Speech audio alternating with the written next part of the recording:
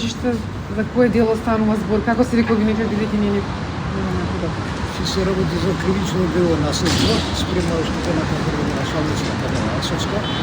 Обвинетот е Режеп Муредин, кој денеска на главната расправа покажа едно искрено кајање за старината, за неговото грубо однесување спрема оштетената.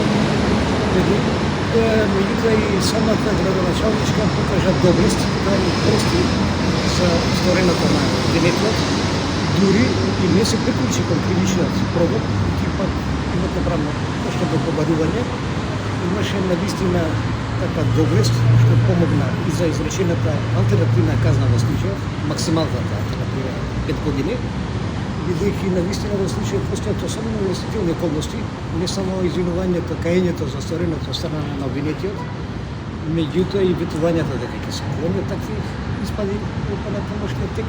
Меѓутоа, како што кажа и самиот јавен обвинител, очигледен беше неговиот придонес за ефикасно завршување на оваа кривична постапка, која денеска имаше и пресуда.